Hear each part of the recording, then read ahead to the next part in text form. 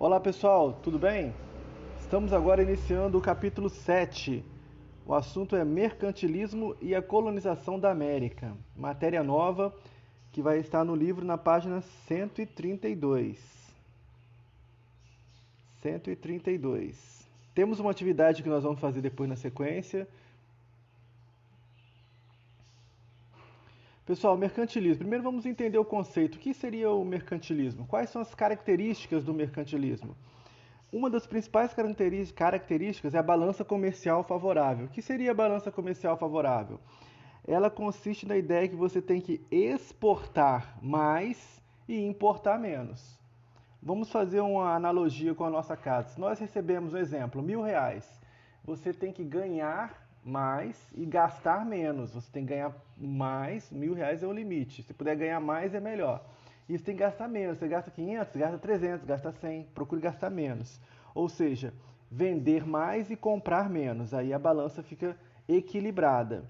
Também temos a ideia, uma das ideias do mercantilismo é o metalismo, a busca por metais preciosos. A nação que tiver mais ouro, prata, essa nação será mais poderosa. Temos também o protecionismo, ou seja, eles fazem uma série de leis alfandegárias, que seja, para proteger o seu mercado.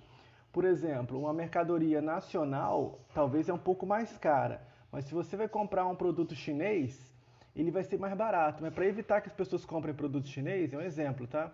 Eles vão, ao produto chinês chegando no Brasil, eles vão aumentar a taxa de importação na alfândega para poder esse produto ficar mais caro. E dessa forma você vai estar protegendo o produto nacional, certo? Um exemplo, por exemplo, temos uma caneta que no Brasil custa R$ 10. Um exemplo. No Brasil, a produção de uma caneta custa R$ 10. Na China, a mesma caneta vai custar 50 centavos. Então o produtor brasileiro vai pensar, bom, vou comprar na China, né, 50 centavos. Porém, essa caneta de 50 centavos da China, ao chegar no Brasil, a alfândega vai taxar ela, vai colocar impostos e ela vai custar R$ 50. Aí o consumidor brasileiro pensa, vou comprar a brasileira por R$ 10 ou vou comprar a chinesa por 50? Compra brasileira. Então você favoreceu o mercado interno, o mercado do Brasil. Isso é um exemplo de uma política protecionista, que é a característica aí do mercantilismo. O mercantilismo, de certa forma, vai ser aí vamos considerar o pai do capitalismo. Logo em seguida, o capitalismo vai surgir nos próximos séculos. Vamos falar agora da colonização da América, juntamente com essa questão do mercantilismo.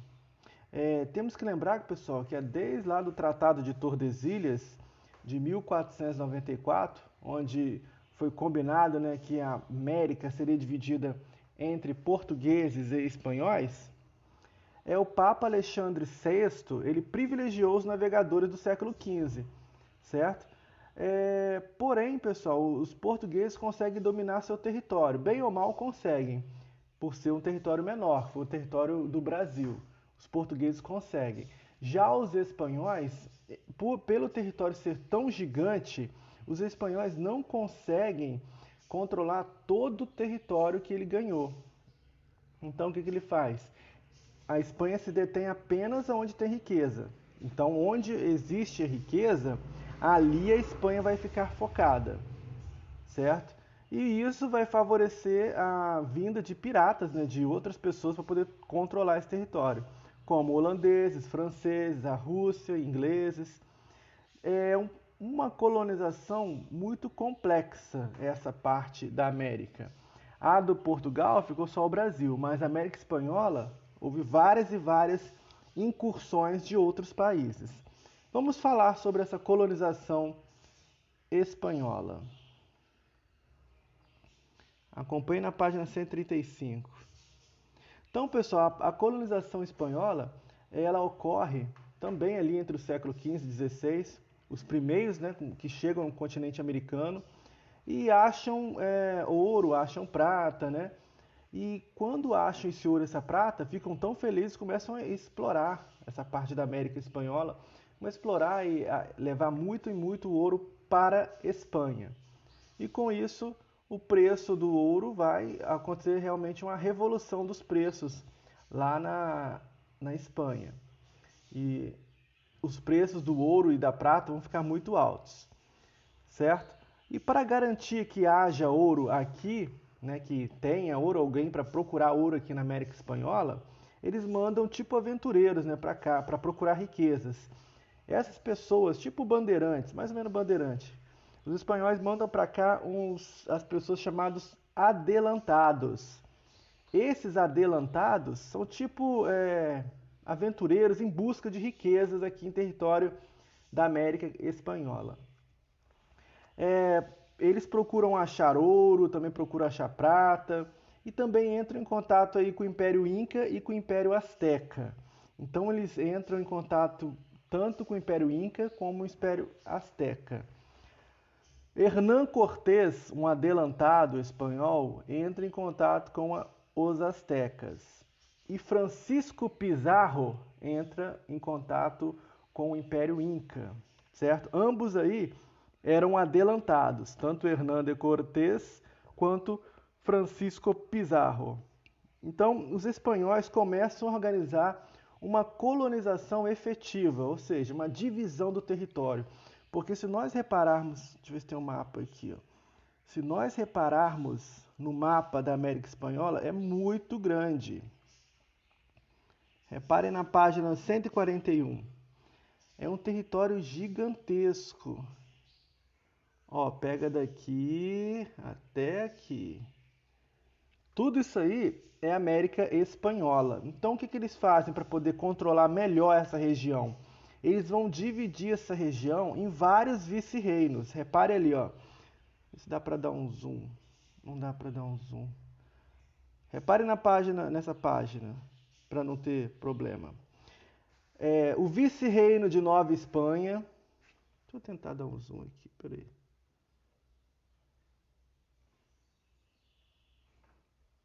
O zoom aí sai a parte escrita. Página 141. Repare ali, ó. O vice-reino de Nova Espanha vai ser a região ali onde atualmente é o México.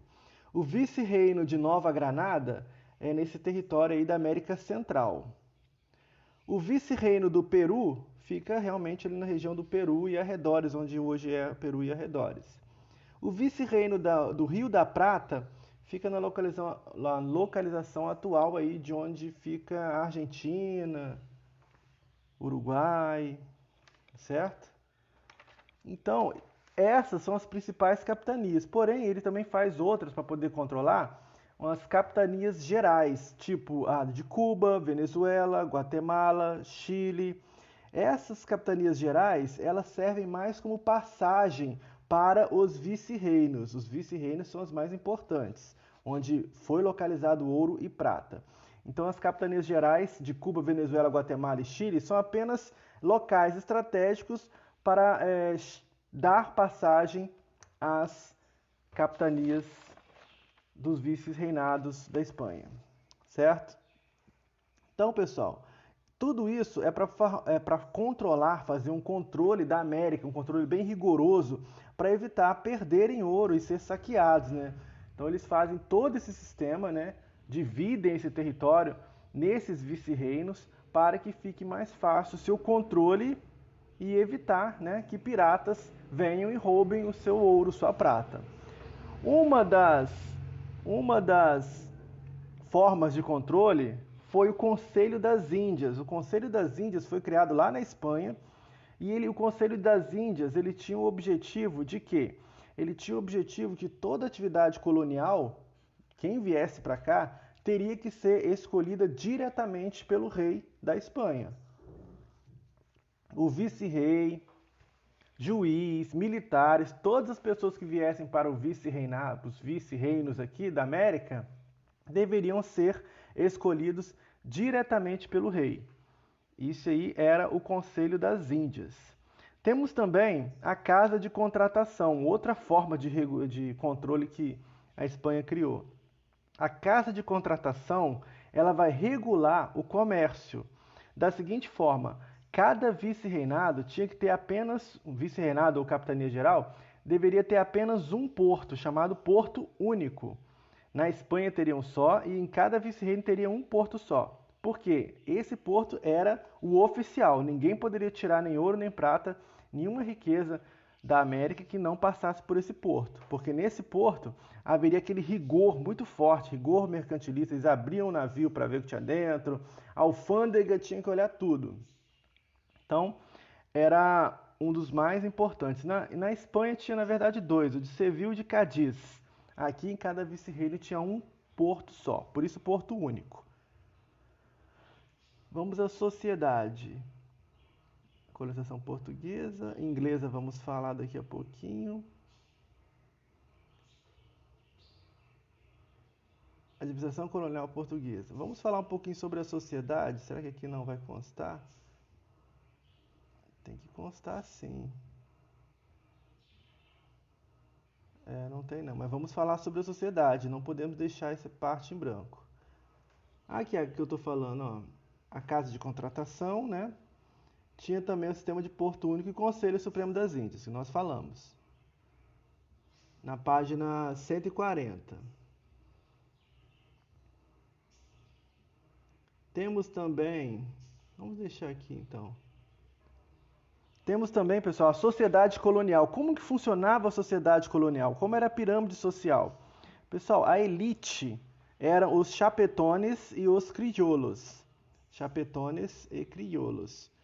Engraçado que ele deveria constar aqui, né? Chapetones e crioulos. Não consta.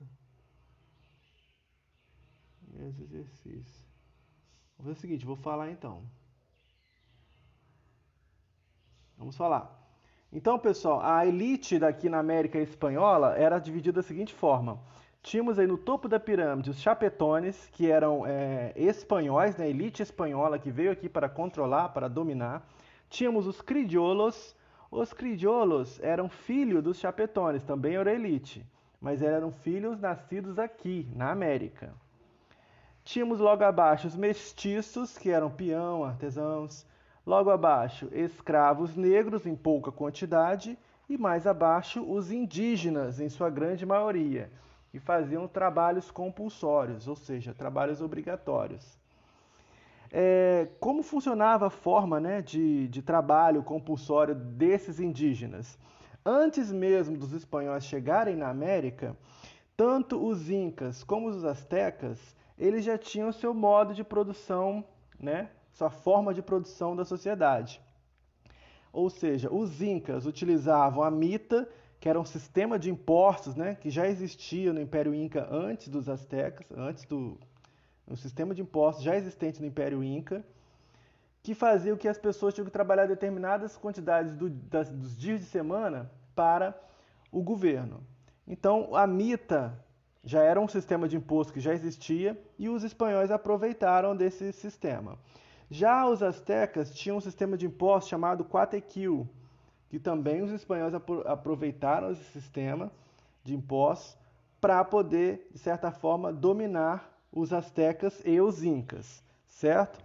Além do sistema de cobrança de impostos chamado mita e o Quatequil, mita para os incas, Quatequil para os astecas. Além desses dois sistemas de impostos já existentes, a Espanha também cria a encomienda. O que era a encomienda? A encomienda era um sistema de impostos feitos da seguinte forma. A Espanha mandava uma pessoa para a América para poder levar a fé cristã para aqueles indígenas que não conheciam a fé cristã. Então, era tipo um jesuíta aqui no Brasil, né? Esse espanhol vinha para cá, pegava uma tribo indígena e essa tribo ele tinha a obrigação de levar a fé cristã e catequizar, de certa forma, esses indígenas. E em troca disso, essa tribo que estava sob seu domínio teria que trabalhar para ele de forma compulsória, ou seja, de forma obrigatória.